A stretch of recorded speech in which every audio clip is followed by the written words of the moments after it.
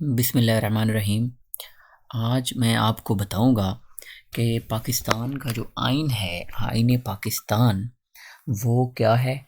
और उसकी पार्ट 1 की वीडियो मैं आप लोगों के साथ शेयर करूंगा कि ये इसमें क्या क्या चीज़ें लिखी हुई हैं, और इंशाल्लाह हमारी पूरी सीरीज़ जो है पूरे कॉन्स्टिट्यूशन को डील करेगी। तो सबसे पहले आप देखें, constitution of Islamic republic of Pakistan और as modified up to the 7th of January 2015। So अगर हम बात करूं कि ये जो आईन पाकिस्तान है, इसका जो प्रीफेस है, जो 1973 का आइन है, उसका जो प्रीफेस है, उसके अंदर ये वाली बात मेंशन है कि अभी तक पहली बात इसमें सबसे इम्पॉर्टेंट ये है कि जो ये पेश हुआ, पास हुआ, ये कॉन्स्टिट्यूशन पास हुआ था 10th ऑफ अप्रैल ऑफ 1973 को। The president of assembly authenticated on the 12th of April 1973। ठीक हो गया। अच्छा, ये सारी वो बातें तारीख के लिहाज से हैं। अब मेजर इसमें चंक जो है आप लोगों ने समझना है वो क्या है। वो ये है कि अभी तक इसके अंदर 3 अमेंडमेंट्स हो चुकी हैं। ठीक है, पहली अमेंडमेंट को हम कहते हैं 18th अमेंडमेंट, दूसरी को हम कहते हैं 19th अमेंडमेंट, और तीसरी को हम कहते हैं 20th अमेंडमेंट। ठीक हो गया। जो 18th अमेंडमेंट है क्या एक्चुअल में, ये इंशाल्लाह हम आगे जाके पढ़ेंगे और आगे मैं आपको डिटेल में बताऊंगा। लेकिन अभी मैं पहले आपको बता दूं कि ये पेश कब हुई थी।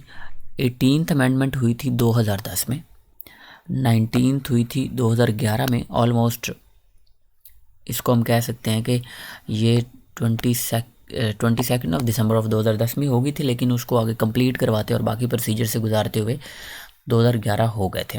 यानी कि हम कह सकते हैं कि assented by the president on the 1st जनवरी, तो इस वजह से 2011 में, और तीसरी 2012 के अंदर हुई थी। ठीक है, ये सबसे इम्पॉर्टेंट बातें हैं जो आपने माइंड में रखनी है। Now the next part is, अभी हम सबसे पहले इसके अंदर पढ़ेंगे इंट्रोडक्शन को। आज का हमारा जो लेक्चर होगा बिल्कुल सादा सा होगा कि इंट्रोडक्शन, इसमें कौन कौन सी चीज़ें हैं, और इसमें द रिपब्लिक और उसकी टेरिटरीज़ कौन सी हैं, ये एक स्टेट है, इसका रिलीजन क्या होगा, इसके ऑब्जेक्टिव रेजोल्यूशन क्या है, एलिमिनेशन, ये बाकी जो जितनी भी चीज़ें हैं ये इंशाल्लाह हम पढ़ते हैं इसको 1 by 1। तो इसके बाद इंशाल्लाह हमारी पूरी सीरीज़ होगी इन सब के ऊपर के पूरा पाकिस्तान का जो आइन है, इस्लामिक रिपब्लिक ऑफ पाकिस्तान का जो आइन है, जो कॉन्स्टिट्यूशन है, उसके अंदर पाकिस्तान के बारे में क्या क्या चीज़ें बताई हुई हैं, क्या क्या टेरिटरीज़ हैं, क्या क्या सॉवरेनिटी किसकी होनी चाहिए, या बाकी जो भी चीज़ें हैं इंशाल्लाह हम सारी चीज़ें पढ़ेंगे। सो अभी हम बात कर लेते हैं। सबसे पहले हम बात करते हैं, तो हमारे पास आ जाता है इंट्रोडक्शन। तो इंट्रोडक्शन के अंदर क्या क्या चीज़ें हैं आपने ये देखनी है। So the Republic and it's territory, पहला पॉइंट ये है। तो पाकिस्तान चूँकि एक फेडरल रिपब्लिक है, तो इसलिए हम कहते हैं कि इसकी जो टेरिटरीज़ होंगी, इसके अंदर प्रोविंसेस ऑफ पाकिस्तान होंगे, बलूचिस्तान, KPK, पंजाब एंड सिंध। ठीक हो गया। उसके बाद इस्लामाबाद इसका कैपिटल सिटी होगा, और इसको हम फेडरल कैपिटल भी कह सकते हैं। ठीक है, और इसके अंदर जो रेंज होगी, इसमें क्या होगा, फेडरली एडमिनिस्ट्रेटेड कुछ ट्राइबल एरियाज़ भी होंगे, जिस तरह से मतलब ऐसी इलाके जहाँ पे वफाक की हुकूमत मौजूद होती है, जहाँ पे वो उसके करीब एरियाज़ जो होते हैं, स्पेशली ये हमारे जो नॉर्दर्न एरियाज़ हैं इसके अंदर ये आ जाते हैं, जो हमारे शुमाल की तरफ जितने भी एरियाज़ हैं। कुछ हमारे पास स्टेट हैं, टेरिटरीज़ हैं, और वो जो हैं मे और may not be included in Pakistan. So the next point is the Majlis Shura, जिसको हम पार्लियामेंट कहते हैं, और इस पार्लियामेंट के 2 हाउस होते हैं। एक को हम कहते हैं अपर हाउस और एक को हम कहते हैं लोअर हाउस। जो अपर हाउस होता है उसको सेनेट कहते हैं, और जो लोअर हाउस होता है उसको NA यानी कि नेशनल असम्बली कहते हैं। ठीक है, इसके अंदर 342 सीट्स होती हैं और इसके अंदर 104 होती हैं। अब हमारे पास जो है the next point is the Islam will be the religion. ये बड़ी इंपॉर्टेंट बात है कि जो रिलीजन ऑफ द स्टेट होगा वो क्या होगा, इस्लाम होगा। So the objective resolution to form the part of the substantive provisions क्या होगा, the principle and provision set out in the objective resolution reproduced in the annex are hereby made substantive part of constitution and shall have effective accordingly. इसका मतलब क्या है, बड़ी simple अल्फाज में मैं आपको समझाता हूँ। तो इसका मतलब बड़ा सिंपल सा है। अनेक्स करने का मतलब होता है कि किसी भी रियासत को आपने, कोई भी इलाका है उसको मिला लेना। जिस तरह फॉर एग्ज़ाम्पल अभी जम्मू कश्मीर जो है it is annexed to the India, ठीक है। तो अगर उसको अपने साथ मिलाना है, किसी स्टेट को, किसी टेरिटरी को दूसरी स्टेट का कंट्रोल कर लेना और उसका हिस्सा बना लेना, तो इसको हम कहते हैं annex. Hereby made substantive important part है कॉन्स्टिट्यूशन का, और इसका इफ़ेक्ट भी वैसे ही होगा। मतलब इसका सिंपल अल्फाज में यह है कि कुछ रूल्स एंड रेगुलेशन के हिसाब से जो अनेक्स कैसे करना है किसी इलाके को, कब कर सकते हैं, किन सूरतों में कर सकते हैं, तो वो सारी डिटेल इंशाल्लाह हम पढ़ेंगे।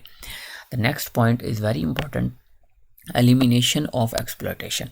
एक्सप्लॉयटेशन एक्चुअल में होती क्या है? एक्सप्लॉयटेशन एक्चुअल में होती है कि आपने किसी के काम से बेनिफिट लिया है, किसी की सेइंग से बेनिफिट लिया है, किसी की आप कह सकते हैं कि वर्किंग से, किसी की सेइंग से, किसी की किसी भी फीलिंग से किसी बंदे को आपने उसका बेनिफिट उठाया और उस बंदे को अल्टीमेटली फ़ायदा नहीं दिया, और उस बंदे को बहुत कम फ़ायदा दिया जो कि नेग्लिजिबल है, लेकिन आपने उस बंदे की वजह से ज़्यादा फ़ायदा खुद उठाया है, तो इसको हम कहते हैं एक्सप्लॉयटेशन, ठीक है। तो एक्सप्लॉयटेशन जो हो गए ये बिल्कुल अगेंस्ट है फंडामेंटल राइट्स के, यानी कि जो हमारे बेसिक हकूक़ हैं उनके ही ख़िलाफ़ है। तो इसलिए जो एलिमिनेशन होगी एक्सप्लॉयटेशन की, ये इस पार्ट ने आपको कॉन्स्टिट्यूशन ऑफ पाकिस्तान में बात मेंशन है कि किसी बंदे को एक्सप्लॉइट नहीं किया जाए। एक्चुअल में ये एक्सप्लॉयटेशन का कॉन्सेप्ट तब से आया जब से कैपिटलिज्म आया। अब कैपिटलिज्म क्या होता है? कैपिटलिज्म एक्चुअल में ये होता है कि जब फॉर एग्जांपल एक मालिक ऑनर है किसी भी बिज़नेस का, तो चाहे वो एफर्ट 5% लगा रहा है ना, लेकिन उसने सिर्फ इन्वेस्टमेंट किया, सिर्फ और सिर्फ पैसे लगाए, ठीक है, पैसे लगाए और उसने इन्वेस्टमेंट कर दी। अब जो उसने अर्निंग करनी है वो उसने करनी है लेबर की बेस के ऊपर। तो जो लेबर है वो 95% काम करती है, ठीक है, और उनकी अर्निंग होती है 5%, यानी कि वो टोटल इकोनॉमी का 5% उस कारोबार में से ले रहे होते हैं। लेकिन इसने सिर्फ पैसा लगाया, ठीक है, और ये जो 5% बंदे हैं, एक तरह से 1% है, 2% है, तो इन्होंने 95% उससे पैसा ले लिया। सिंपल अल्फाज में, जो आप किसी भी जगह काम करने जाते हैं तो वहाँ पे आपको बहुत कम, आप इंजीनियर हैं, डॉक्टर हैं, या कोई और प्रोफेशन है आपका, तो आपको बहुत कम सैलरी दी जाती है और आपसे काम बहुत ज़्यादा करवाया जाता है। मतलब आपको 50,000 दिया जाता है या 70,000 दिया जाता है, लाख दिया जाता है। तो ये है कैपिटलिज़म, और इसके ख़िलाफ़ था एक्चुअल में कार्ल मार्क्स भी। उसने भी कहा था कि एक्सप्लॉयटेशन नहीं होनी चाहिए लेबर की, मज़दूरों की, ठीक है। तो उन्होंने इनके लिए वर्ड भी एक बोला था, प्रोलेटेरिएट, मज़दूरों के लिए। तो अब वो कहते हैं कि ये जो एक्सप्लॉयटेशन है ये नहीं होनी चाहिए। हालांकि ये मॉड्यूल तो हमारा कैपिटलिज़म वाला ही है, लेकिन कॉन्स्टिट्यूशन ये कहता है कि एक्सप्लॉयटेशन नहीं होनी चाहिए, ठीक है। मतलब ये है कि the state shall ensure the elimination of all form of exploitation and gradual fulfillment of fundamental principle from each according to his ability, और जो उसका काम हो उसका उतना मुआवजा दिया जाए। इसीलिए तो तनख्वाहें फ़िक्स की जाती हैं, उतनी की जाती हैं कि जिनसे आराम से इजीली गुजारा हो सके और कुछ एक्स्ट्रा पैसे भी बच सकें। हालांकि ऐसा होता नहीं है, आपको भी पता है। ओके, उसके बाद जो हमारा नेक्स्ट पॉइंट है, that is the right of individuals to be dealt with according with the law. मतलब ये कि हर बंदे को लॉ के हिसाब से डील करना, to enjoy the protection of law.